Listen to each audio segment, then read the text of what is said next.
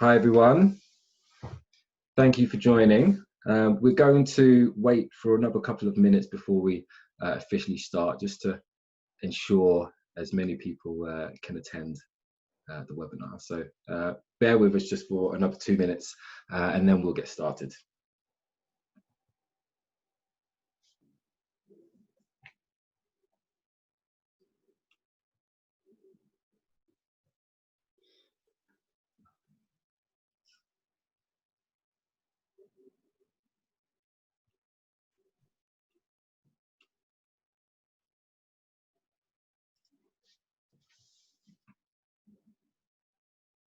Just for anyone that just missed that announcement, we're just going to hold on for another couple of minutes just to ensure that as many people can log in and be ready for the start of our fantastic webinar.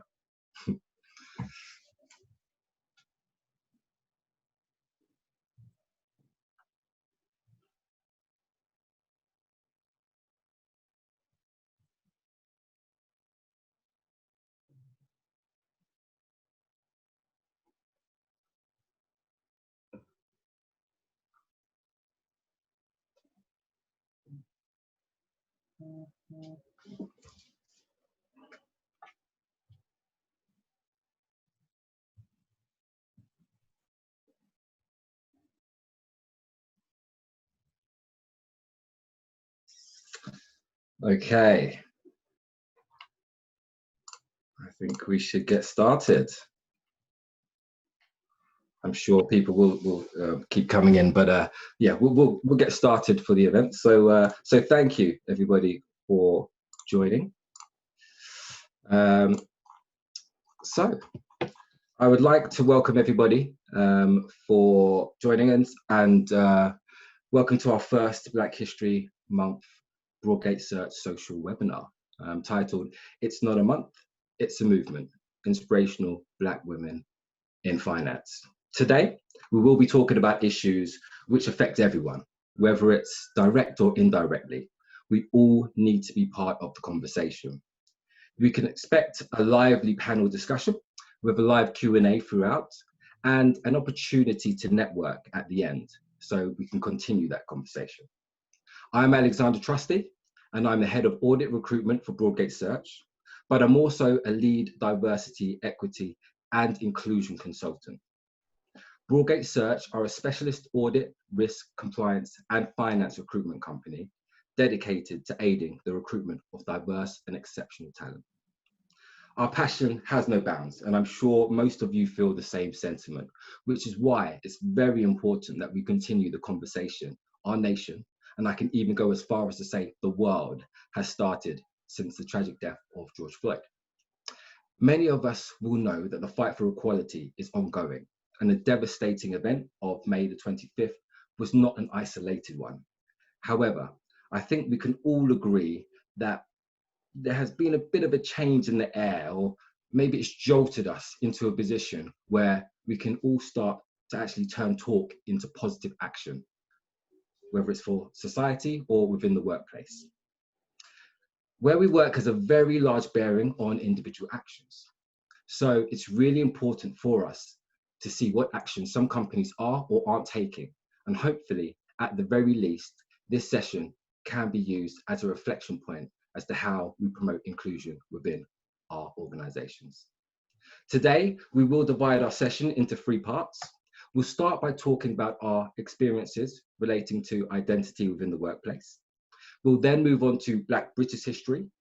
And last but not least, we'll then talk about gender equality and what it means for Black women. We want to make our discussion as engaging as possible. So if you have any questions for our panel throughout the webinar, please feel free to ask them in the side panel, and we will get through as many of these as possible.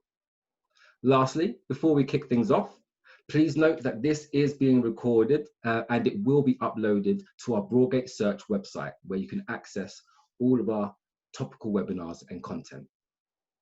Today, I'm absolutely privileged to be joined by 5 inspirational Black women, and rather than me speak for them, I'll actually ask them to introduce themselves. So we'll start off with Yinka Fadina of the NatWest Group. Hello, good evening. Thank you, Alex, for inviting me onto this illustrious panel. I'm Yinka Vadino. I'm a senior audit manager in NatWest Group, which I have been for the last 5 years. I am really excited to be on the panel today to talk about, Black women in finance, and maybe to myth bust, finance isn't just about numbers. Really interested in the technology. I'm in the audit function. I'm responsible for keeping the bank safe in terms of its payment systems. So just challenging some of those aspects of finance isn't just about numbers, but there are other bits to it as well. Thank you. Thank you for that, Yuga. And moving on to Brenda Begg, an independent risk consultant. So hi, thanks Alex for the glowing introduction. So I'm Brenda Begg Asiodu, and I'm a risk consultant. I've worked in finance, energy, as an oil and gas, and now I'm my own independent consultant. And I work with small and medium-sized companies to help them basically get together their risk management functions, but also business continuity and resilience. So I decided to take part in this webinar today, apart from the fact that I made a crazy promise earlier on this year that I'm going to say yes to everything and yes to every new opportunity and everything. So it's kind of led me down this path, which I couldn't really say no to. So I'm doing this because I'm really interested, apart from the fact, in the subject, in diversity. I think after George Floyd died, it's really grated me, and I really felt as though I needed to speak up a little bit more about women's experiences and just experiences being a Black person. So very happy to be here. Thank you very much, Brenda. Over to Tomi Adu of Scotiabank. Hi, thank you very much, Alex, for that wonderful introduction as well. I'm not going to say I struggled, but the term inspirational is not really one that I've ever thought of myself as being. I mean, I guess just like everyone, that has said before me, there's been a sea change. There's been, a change in the tone and in an appetite for this kind of conversation. And I feel more of a responsibility to share my story and, hopefully maybe, play my part in any small way to be a role model. So a bit about myself. I work for Scotiabank, it's a top Canadian bank. I work for the London branch here. I'm a director within the Global Fixed Income Group, specifically working on the collateral management and funding desk. We look at managing the asset and liability profile of the bank, and also work on sort of allocating and optimizing the financial resources that the bank uses. Kind of, I guess, in the sort of technically the front office of the bank.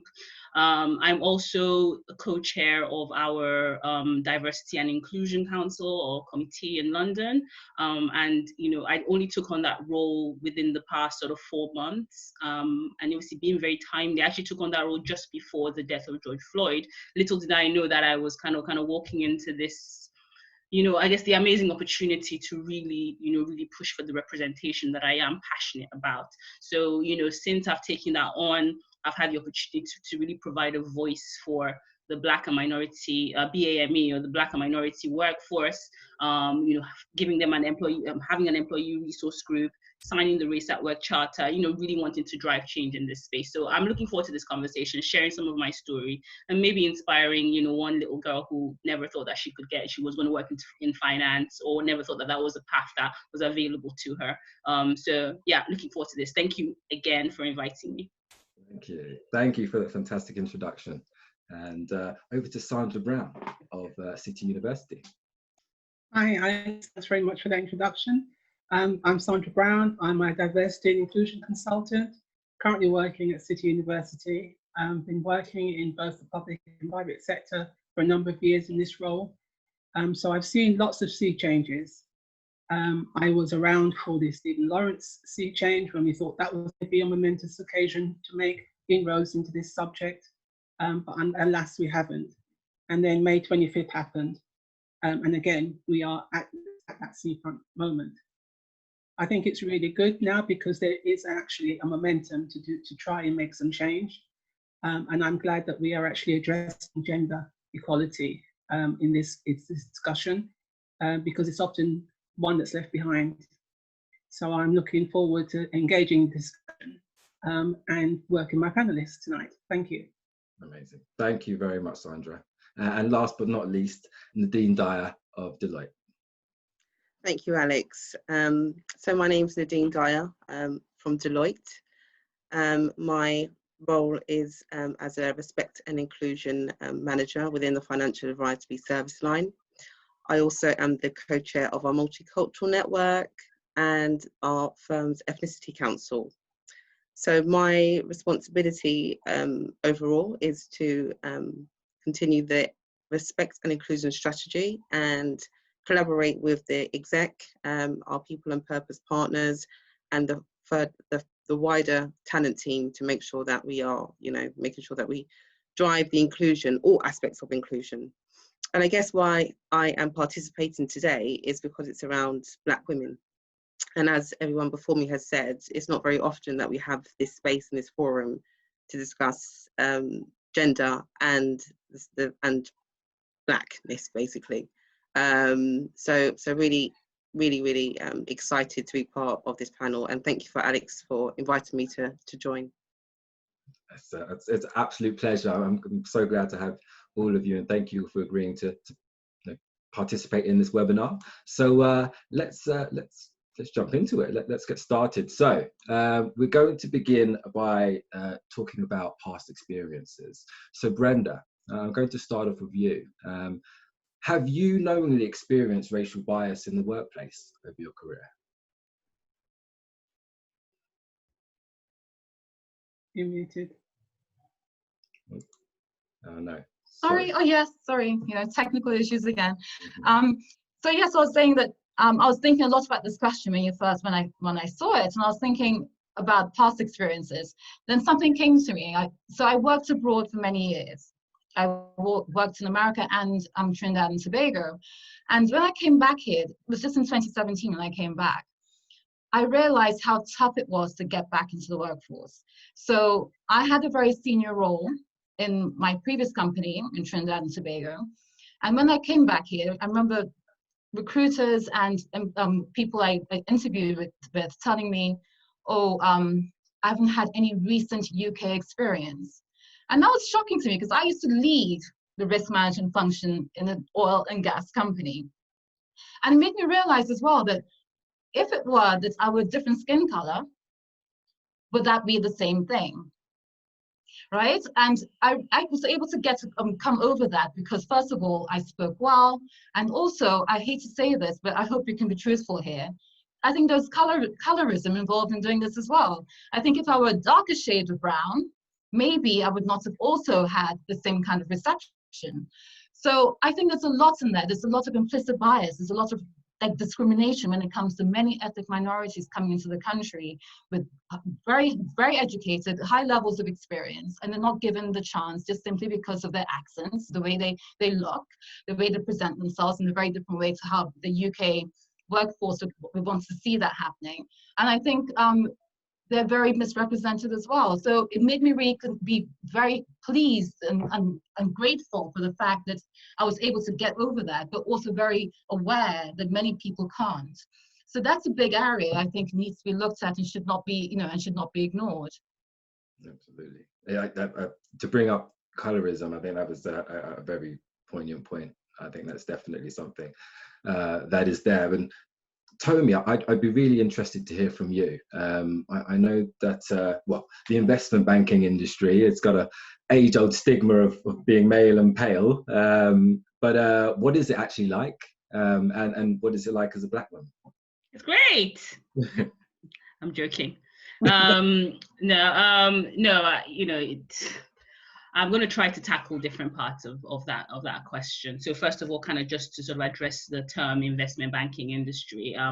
First of all, it covers various parts, and while we have what I call, as I said, colloquially the front office, which is sales and trading, the revenue generating part of the bank.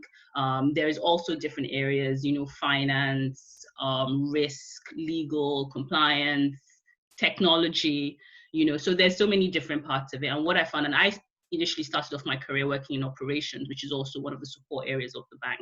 So what I found actually is that there's different levels of representation depending on which area of the bank you're looking at. And that you tend to find higher levels of diversity, even to senior levels in areas outside of the front office.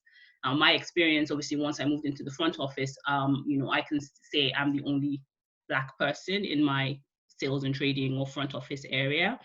There are other minorities of, say, Asian background, but when it comes to sort of Black people, there's very little representation. So it can feel very lonely sometimes, to be the only one, especially if you decide to sort of lean into it and sort of let it weigh on your mind.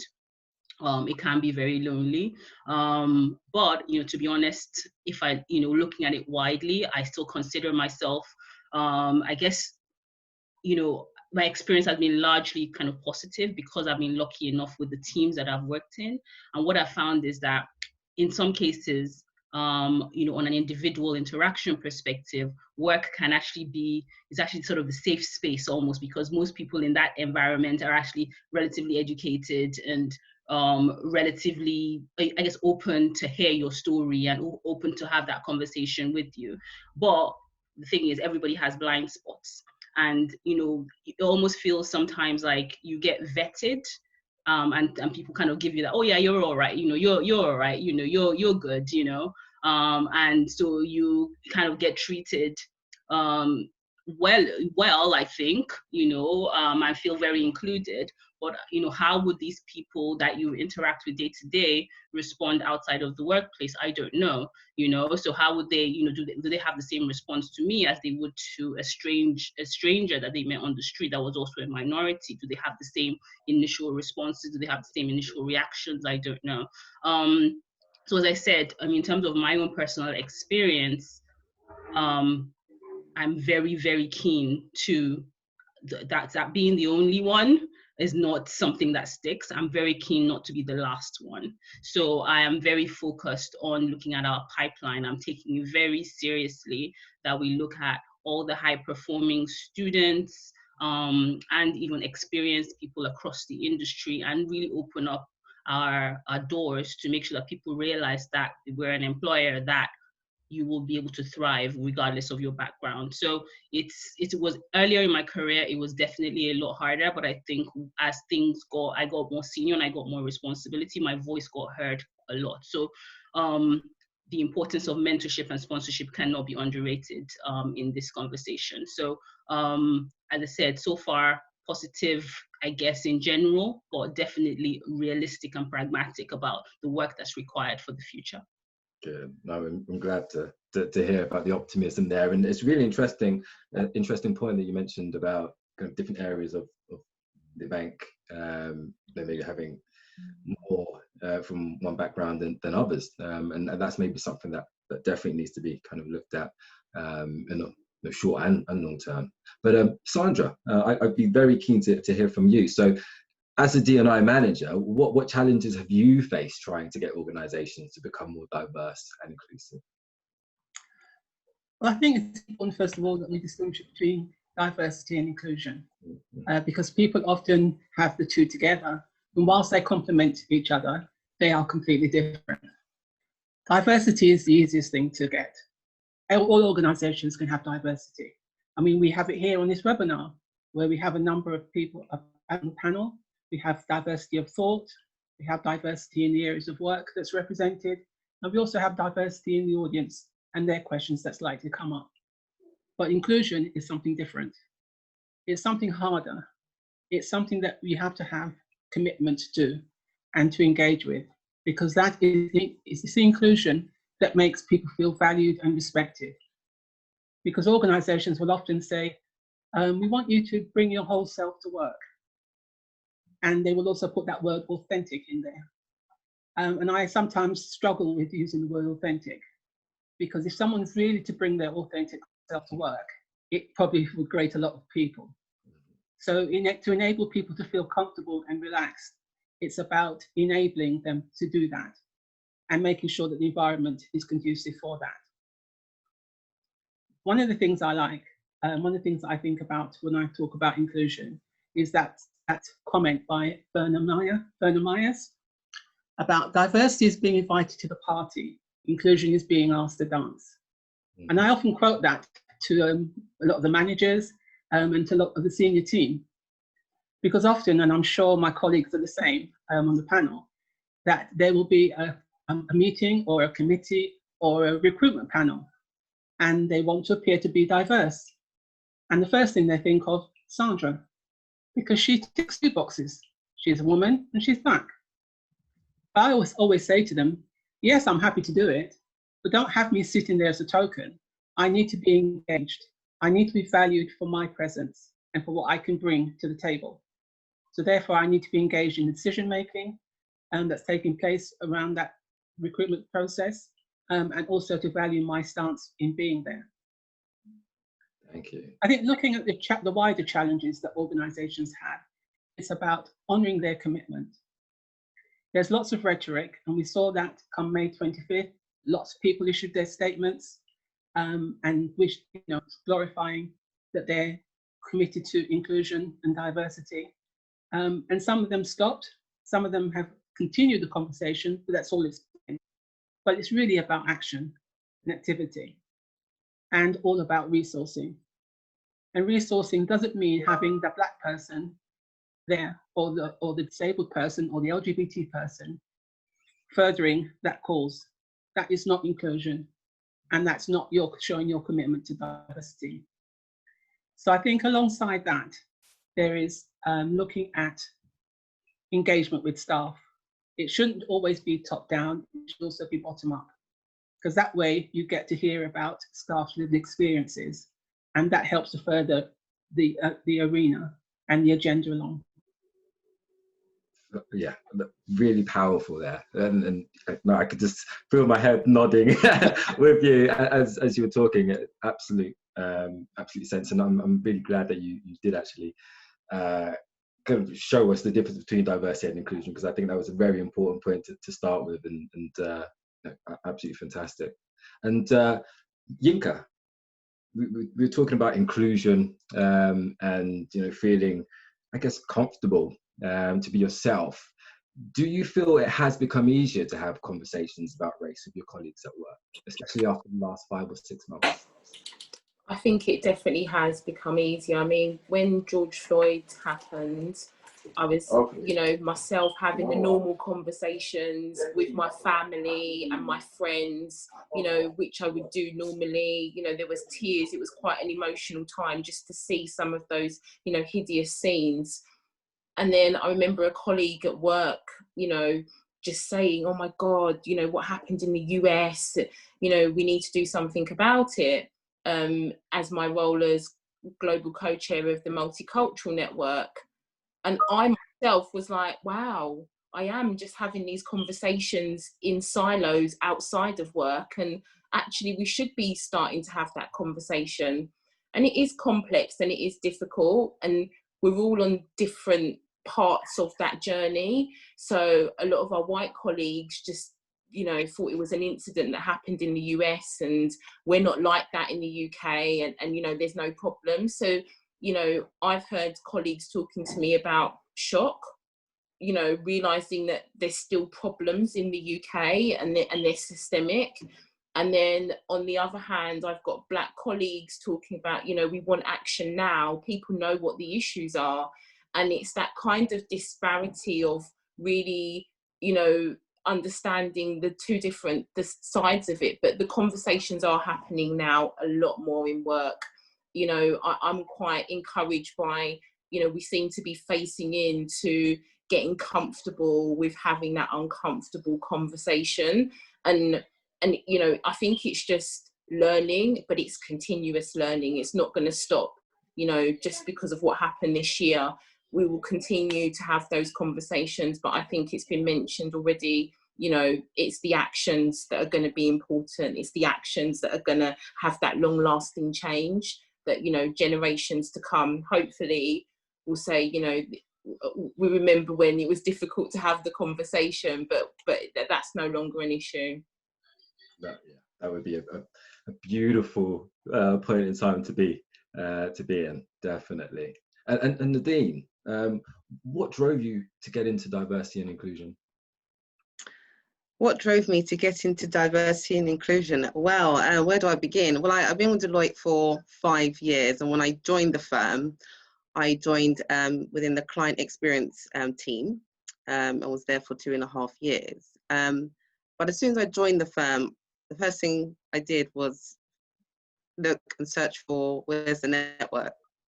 So I got involved with the network. And I think through my involvement with the network, I became more exposed to some of the challenges and difficulties that people from an ethnic minority background were facing.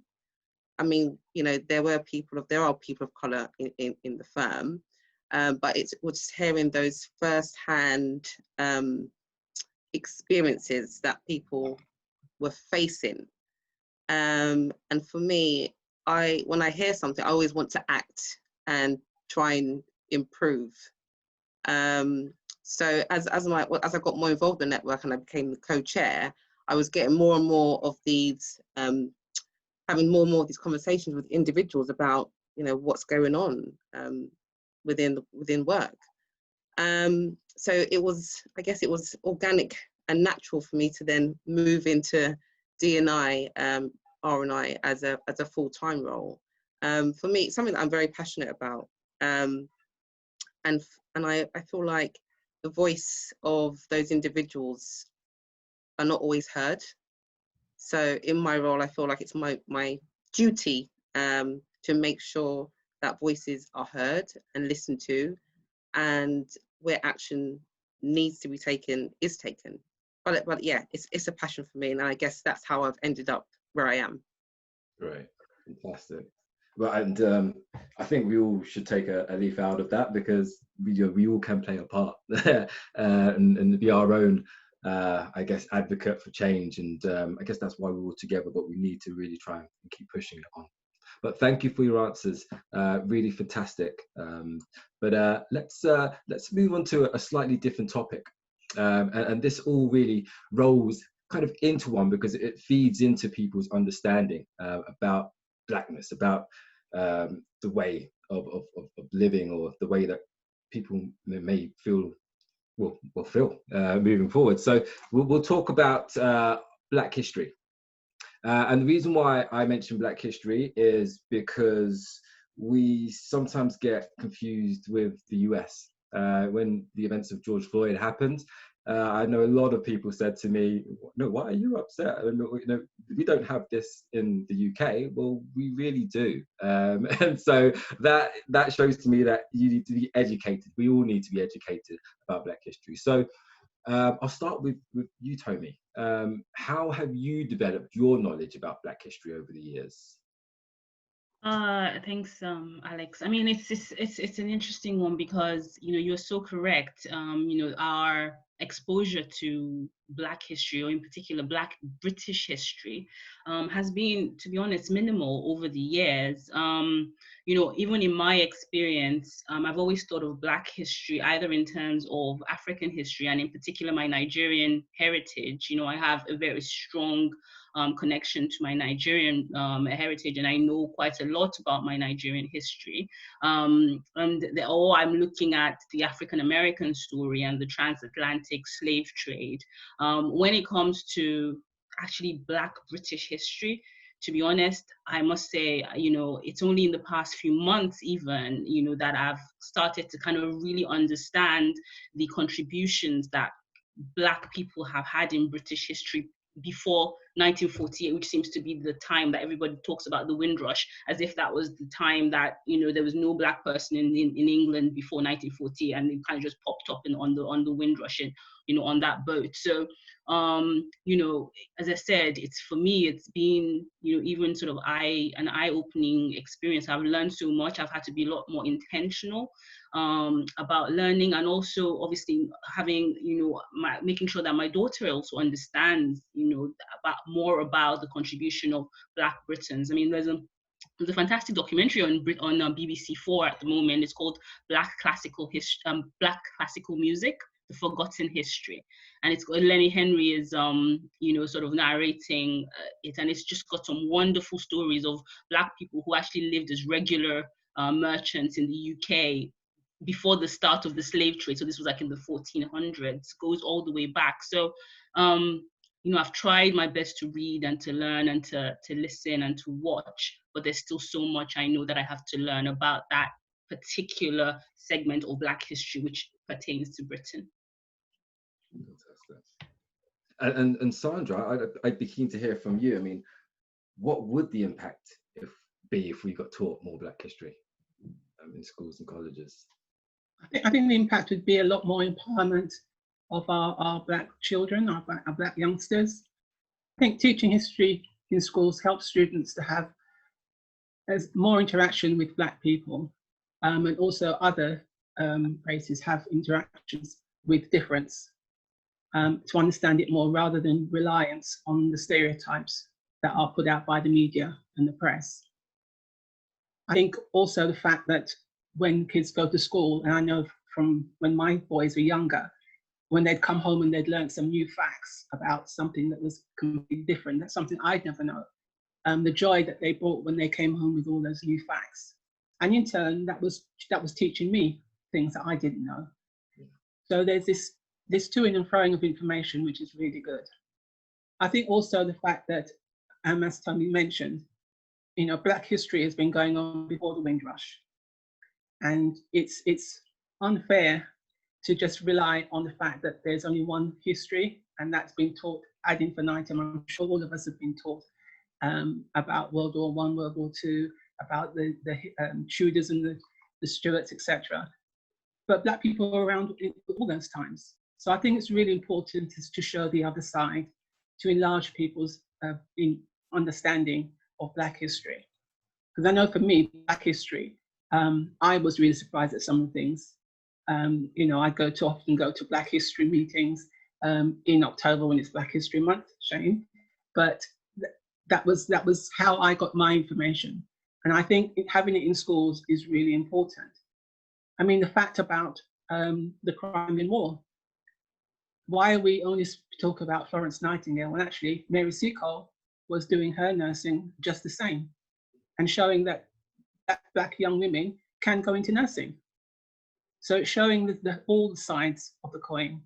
And I think that's really important in bringing around and helping to diversify a lot of the areas, particularly areas that are hard to fill, such as in finance. Some of those areas are hard to fill with people going in, with women going in. And just showing programs like Hidden Figures, where we saw those 3 women helping to put forward the work around NASA. That was just incredible. I mean, on the one hand, we saw the difficulties that they face as Black women, and they're not too dissimilar from some of the difficulties that we have today.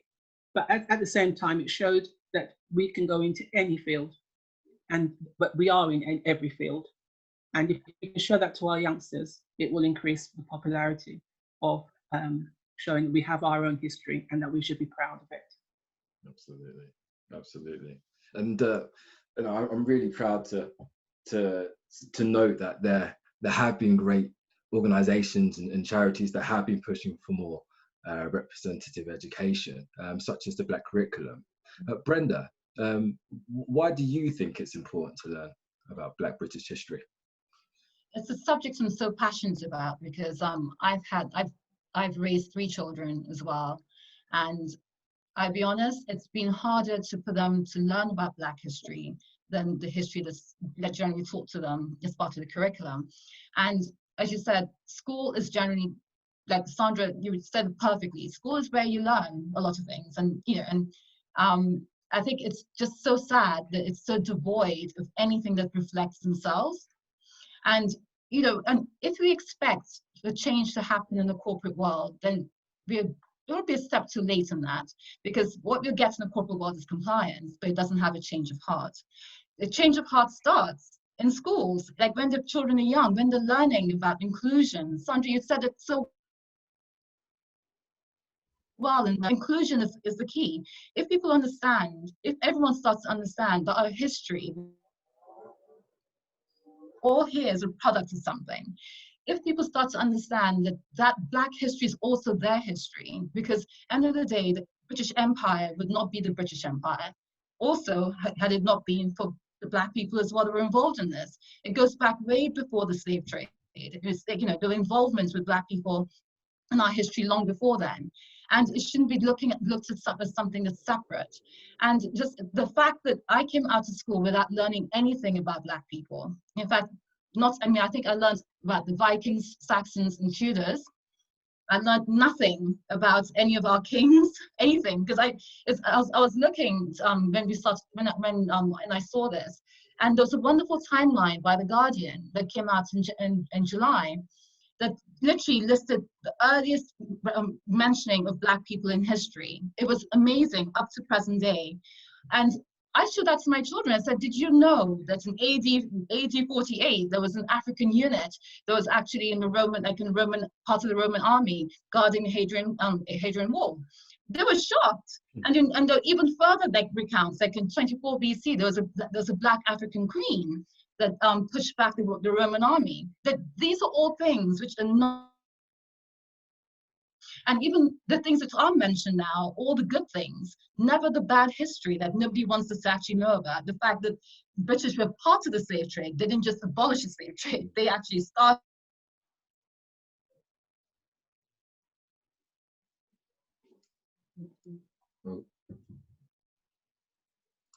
It's in schools, not later on, trying to get people to change in the corporate world.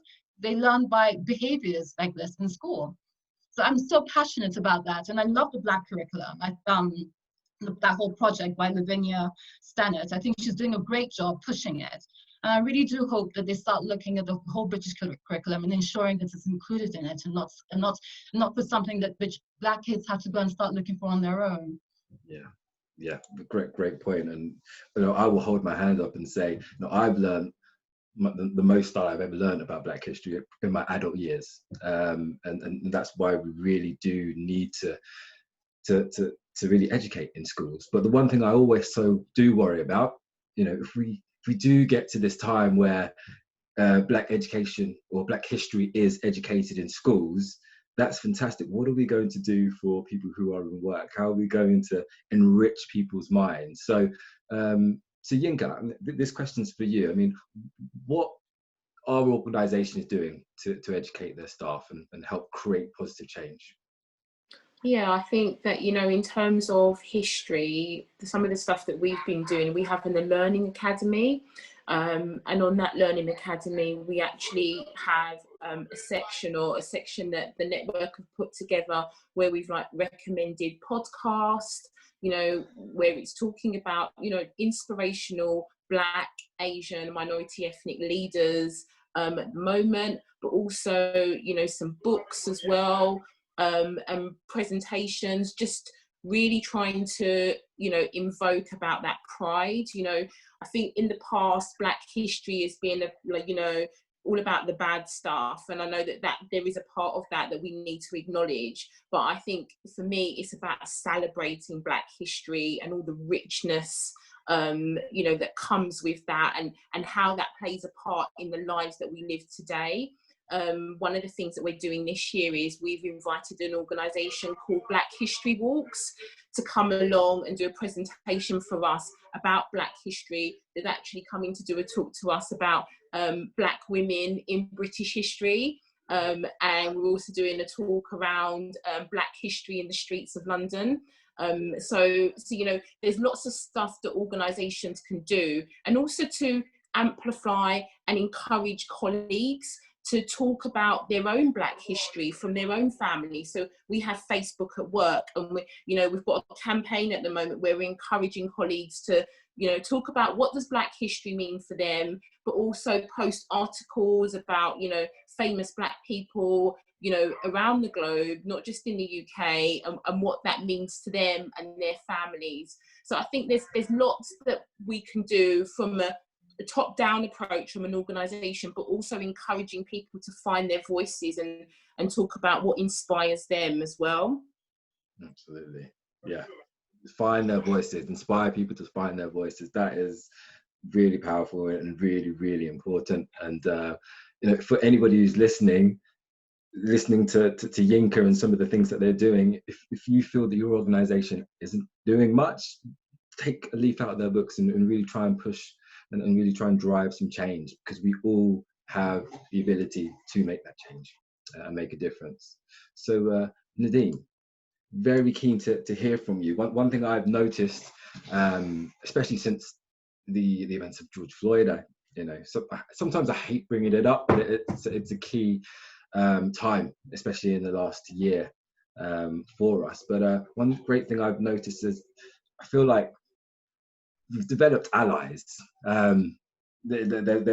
There's been a time where we understand that things needed to change, and it's been good to really notice people in support of you, but also trying to find out more about you know, the issues, struggles that you're going through. So Nadine, have you had any incidences where you've felt like you've had to educate some of your non-Black friends or colleagues in the workplace about Black history or about Blackness as a whole?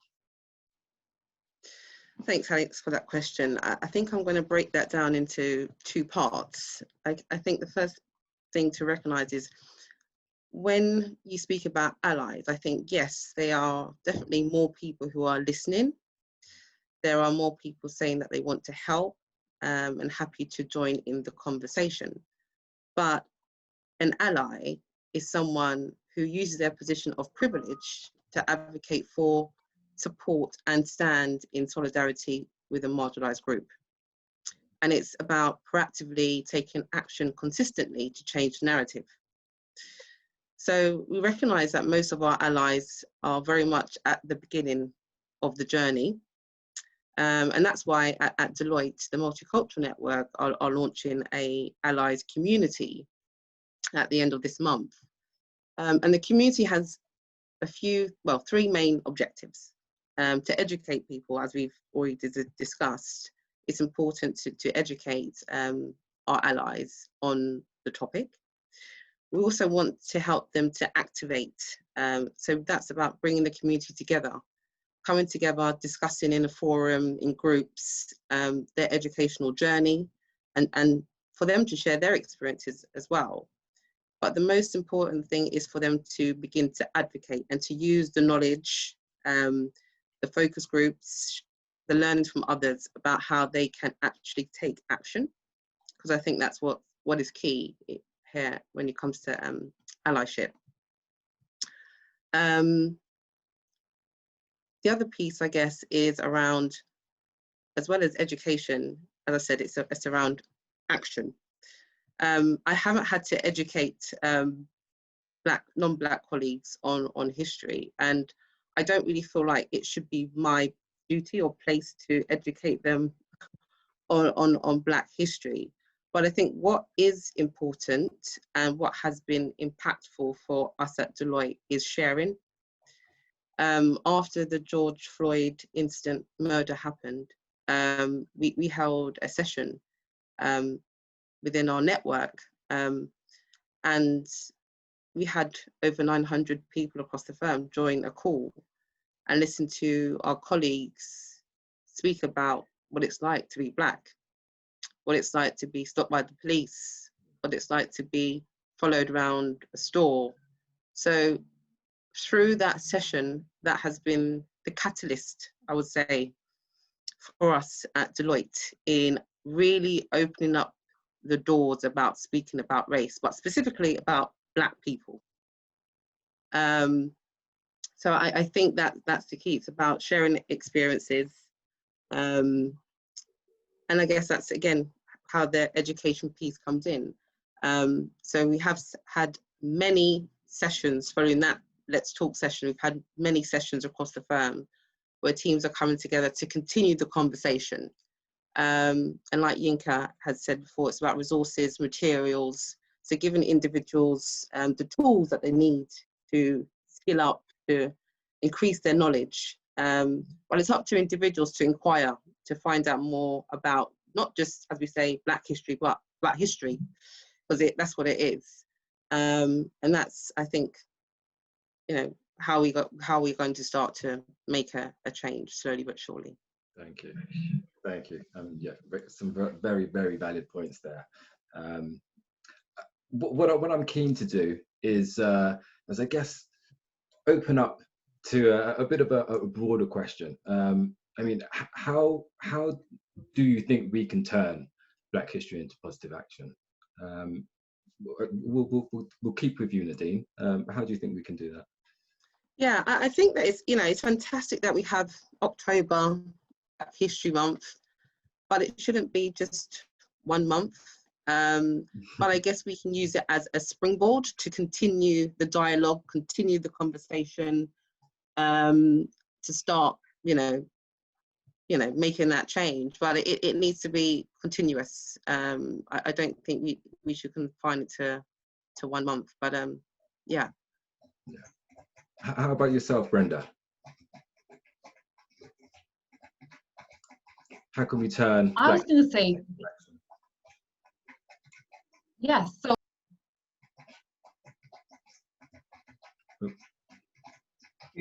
sorry, my mute button doesn't want to remain unmuted for some reason, so I don't know.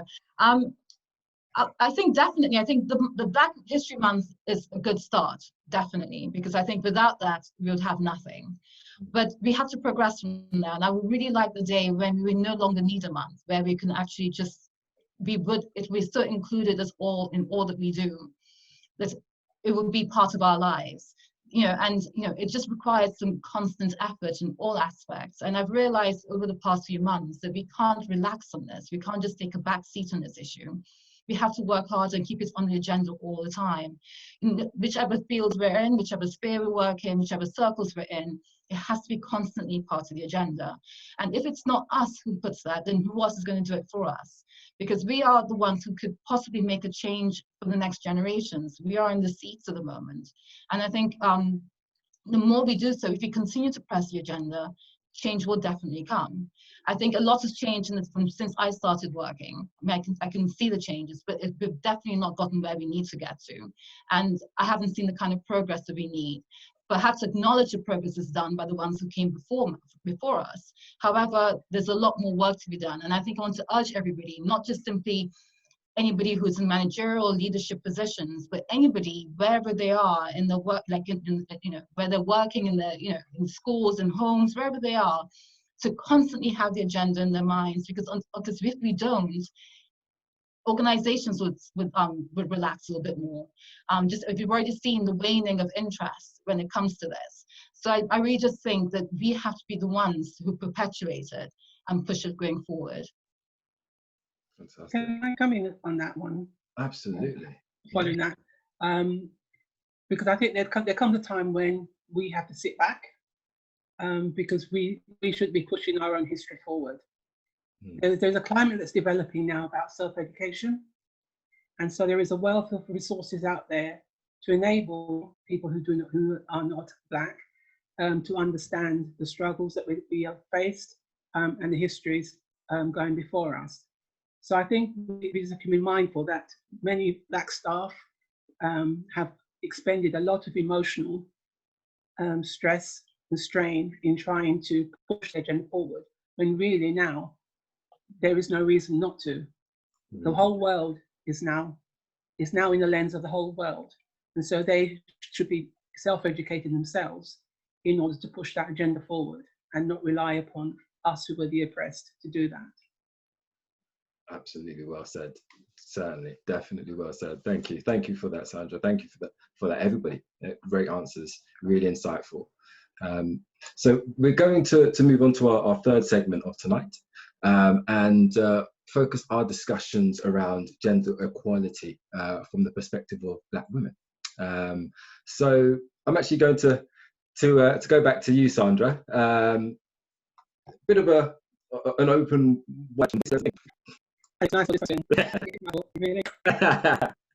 This is something that I've not really thought about. I think in my work, I've dealt with feminism, but it's often seen from a white perspective, and it's there to enable and progress white people, but it's never been classed as Black feminism. I think was when I read Renee Edo-Lodge's book, "Why I'm No Longer Talking to White People About Race."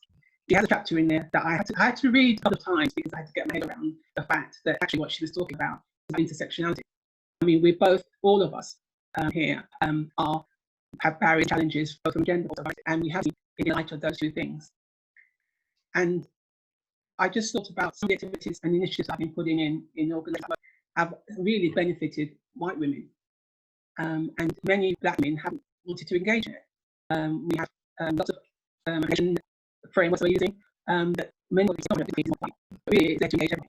So lots of the work I'm doing now is intersectionality. I don't approach things from a gender perspective or a race perspective. It's through the two lenses. And so it was funny because I thought, well, if I was struggling with finding out about Black feminism, what's my network like? Would they know and understand what Black feminism is about? So, as you do with your WhatsApp group, I put it out to them and said, you know, have you heard of the term Black feminism? And what does it mean to you? And I'd just like to read you some of the comments that I got back, because I thought it was really, even though they weren't fully aware of what it was, their expression about it was really quite powerful. And some of them included embracing myself as an equal to others in both my race and gender. There's a situation socially, that's with Black. And after that, charity is at home, doesn't it? So you start with all going on. So I think there's a feminism. I think it's ourselves to ensure that we are highlighting the barriers and always bring those to the fore, but also recognizing that we as Black women is important. One of the things I sometimes think about is how do I refer to myself? Am I a woman who is Black, or am I a Black woman? Because they both have two different connotations, and they're also seen and responded to differently by different people. So it's having that awareness and having the strategies to build in to ensure that you, if you're happy, whichever way you're happy with identifying yourself, that you have the strategies in place to cope with some of the challenges that might face you in organizations. Fantastic. Thank you for that. And to hear you know, from some of your colleagues, yeah, really, really powerful. And hopefully it's opened up a lot of people's eyes, and yeah, I'm sure there's a lot of individuals who haven't heard of Black feminism. So this is part of the education, really, isn't it? Now, Brenda, I'd be keen to hear from you. What are your thoughts on the progress of gender equality? Do you feel that as a Black woman you are included in this? Okay, good question. By the way, I had to do some research on this when I saw the question. So I had to look up the and I was a little bit surprised. The higher up you go, corporate activity, that your women now, maybe naively, that the gap will close a little bit. So in executive positions, there are only 3% of women, right? Managerial positions, but and that's why I'm saying, right? Because anything, but it's unfortunately as ethnic minorities. And I have seen in my personal career that I've always been one of the very few Black women in senior positions. Even the last job I had, I was only one. And you know, even then, there were 3 or 4 senior female leaders in there. And I had to question myself as to what's the reason that Black women are not rising to positions. And we have to start looking at, you know, how we can help Black women get to those positions. I think it's not just simply to say that we're trying to be, you know, a little more diverse in our recruitment. There are other issues as well that we have to look at in communities that the Black women are in, and see how we can come across some of those limitations that are facing them. It can't be just putting one blanket together and saying, oh, we're helping all ethnic minorities. What are the specific issues facing Black women in their communities? How are they being helped? Have we given them enough resources to help them with that? And how can we ensure that they get to these positions? Because as we know, the more women you get generally in management positions, I think the better performance the company is. I think that's actually a study about that. You know, I have to find it, but there is a real study about that. So I can just imagine why can there not be more Black women in those positions as well? I'd like to see that. I would hate to. I think I'm a little bit tired of seeing myself alone in boardrooms and stuff with just males and whites, sadly. Yeah, that's yeah, a very, very fair point there. Definitely, there needs to be a big push, and Yinka, I'm definitely keen to hear from you. Do you have any Black women in your organisation that you can look up to or aspire to? Yeah, I definitely do. I think I'm one of the lucky ones, but I must say that, you know, I've been through a few organisations where I haven't been able to look up and see somebody that looks like me. But, you know, currently in NatWest Group, actually when I joined the bank, the person that was recruiting was a senior leader within internal audit and was a Black woman. And to Sandra's point, I do describe myself as a Black woman wherever I go, whoever is willing to listen. And, you know, it was inspiring for me to have somebody, and it made me want to join the group, because I thought, you know what, I'm going to come here and my colour is not going to be a barrier for me to be successful, because I can see people that look like me that is already being successful. So I know that if I just do my best, you know, there will be opportunities for me, and I won't have to think about, oh, did I not get that because of the colour of my skin? So I do think it's important, but where we are at the moment, you know, I suppose I don't want people to, if they don't see somebody that looks like them at the top, to stop. I want them to, you know, if you can't see it, then you just have to be it, you know. And I think that's the key thing for me. So it's great when you have somebody that looks like you to give you that guidance and that support. But where you don't have that, you know, as a Black woman, you know, that comes from a long line of strong women that have worked and have had children and raised communities, I almost feel like it's like my destiny to do the same. Otherwise, I can imagine my long line of grandmothers, like, what are you doing? So, yeah. See it and be it. That really resonated with me. I'm going to take that, by the way. Fantastic there. But yeah, I completely understand, and it's so good to see that there is somebody that when you join the company you could look up to. But you know, you're very right. It's not going to be like that in every single organisation. Don't stop. If you don't see that, be it. I used it again. Sorry. But Tomi, really, really keen to hear from you. I mean, do you feel that society allows for Black women to be authentic and successful in the workplace? I think it's really easy to answer that one, you know, obviously without context, and say, of course not, you know. It's, you know, but, you know, I think it's a tricky one, and I'd obviously love to hear what my fellow panelists think. I think, you know, authenticity is so individual as well, you know, in terms of what your own experiences and what you feel that, you know, you are as an authentic person. But I think for Black women, we do have some shared characteristics that I think I can just touch on here. I mean, there's a big one, which is our hair, for example. You know, all of us on this call have very, very different hairstyles even. You know, how authentic can you wear your hair and still be considered to be professional? And how does that perception change as you rise through your career? You know, how much confidence do you require to gather along the way to become more and more authentic? I mean, I know myself personally that early in my career, I would not have had the confidence to wear my hair in a natural state that I'm wearing it now. You know, it's not something that I felt would, you know, enable me to progress. I thought I would stand out, you know, not necessarily in the ways that I wanted to. So, you know, I think, you know, that is one of those areas which, you know, I think comes with confidence. Also, as I said, I was the only one, so there was nobody ahead of me that I could look at and say, well, she's doing this, maybe it's okay, you know. So I was kind of making it up as I went along as well. The other thing I can touch on is, you know, our natural passion, you know, our innate natural passion. You know, we do everything with our hearts, and a lot of the time that's unfortunately misconstrued for anger. And so we've now built this, you know, there's a term about the angry Black woman, you know, and it's such a hurtful term, because, you know, as a Black woman myself, I know the passion that drives, you know, that drives me and drives the way I express myself, you know. So you kind of find that you're always aware of that stereotype. It's kind of this thing at the back of your mind. And so you sort of temper yourself to fit into spaces, to be acceptable, to, you know, always smile.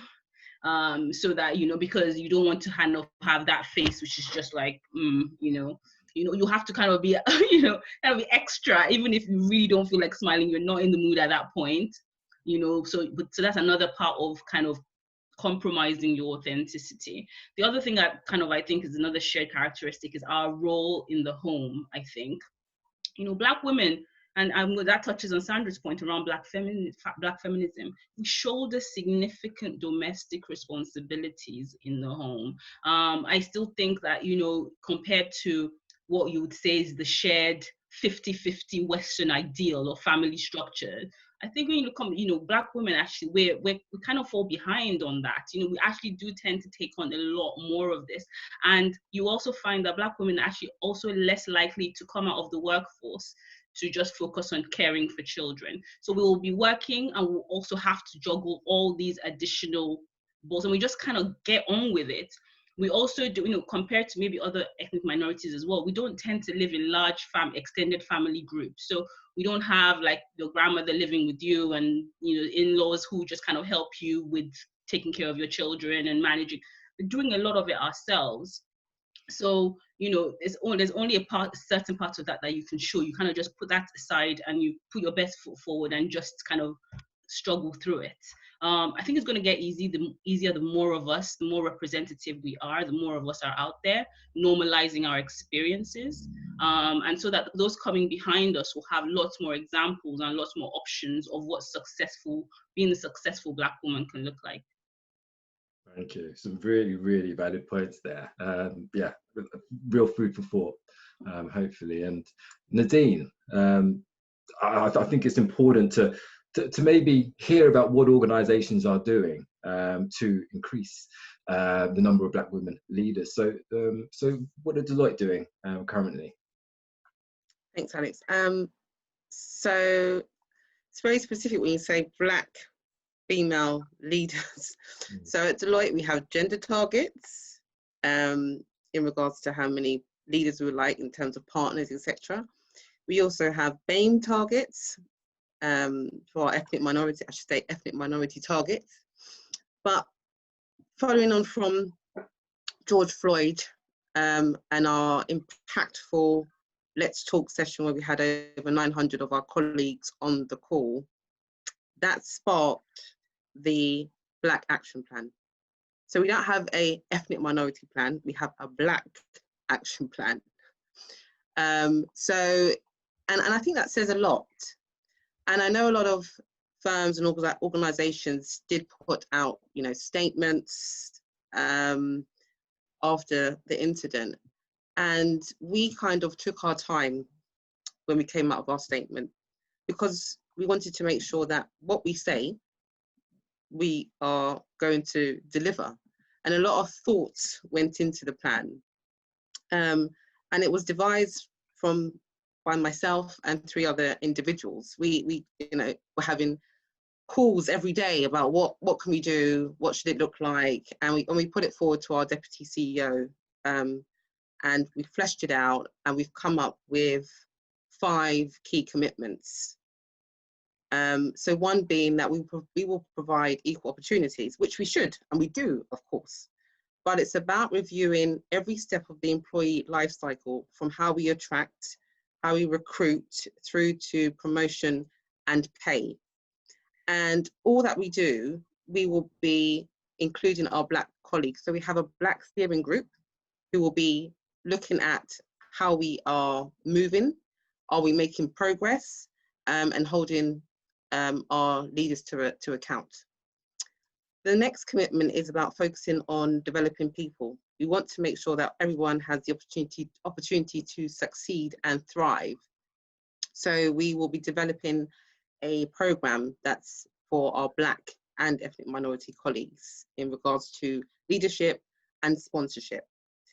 The third thing, and I think one of the most important aspects of these commitments, is about culture and behaviour. So we are very much about making sure that we change the culture and improve it, so that we all think and act differently. And I think once we have that cultural change, through all the learning, etc., we will start to see some difference, and hopefully the other pieces will fall into place. We also want to leverage our brand. Deloitte is a well-known brand, and we want to make sure that we use that within the wider society. So not just within Deloitte, we want to try and have a wider impact. And that's, for me, I guess, one of the reasons why I've joined this call to share, to share where I can. We are very much still learning, but we are on a journey, and I'm happy to share that with everyone to make a wider impact. And then finally, we will be measuring and reporting on our targets as well, to make sure that we stay on track. And we make sure that we keep not only our colleagues updated, but externally as well, publicly, we'll be saying where we are. So that's the Black Action Plan. So do look it up on our website for further details. I'm happy to have a conversation around it. Fantastic. Thank you very much, Nadine. And one thing that I love to hear is that as an organization, you took your time to think of what to do, what next steps to take, because there's been a lot of organizations who have been playing a lot of lip service potentially, or jumping on the bandwagon for wanting to make change. But if you take that little bit extra time and really think about the right channels to go down, and how we can really make some positive changes, it's so powerful. So I'm really glad to hear that. Thank you all for your fantastic answers. I think we have a shy audience today, because we haven't had many questions come through, but we are about to move on to our networking segment of the evening. But I'd just like to thank our fantastic panel of guests, who have been nothing but short of insightful and inspirational tonight. I know you don't think of yourself as inspirational, but you've inspired me. So thank you very much. Thank you, Brenda Beck, Tomi Adu, Yinka Fadina, Nadine Dyer, and also Sandra Brown. I'd also like to thank everybody who's attended tonight, as your donations have meant that we've collected over £700 for the Stephen Lawrence Charitable Trust. So really fantastic. It's amazing. So thank you very much. Now, I'd like to invite you all to join our community called Ethnicity Talks. It's a group aimed at continuing the conversation about race and relations, and you can join our group on LinkedIn.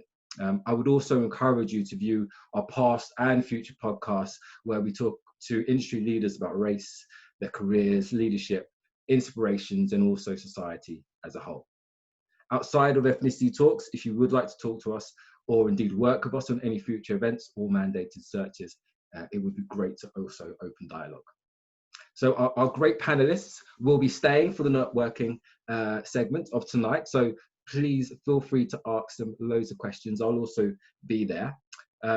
You will notice in the side panel that there is a link which will take you to our virtual networking session. We're slightly late for it, but we can still put in half an hour and have some really good conversations. So I just want to thank our panelists again. Absolutely fantastic. Thank you so much. It's been a joy hosting this webinar with you. Thank you, everyone.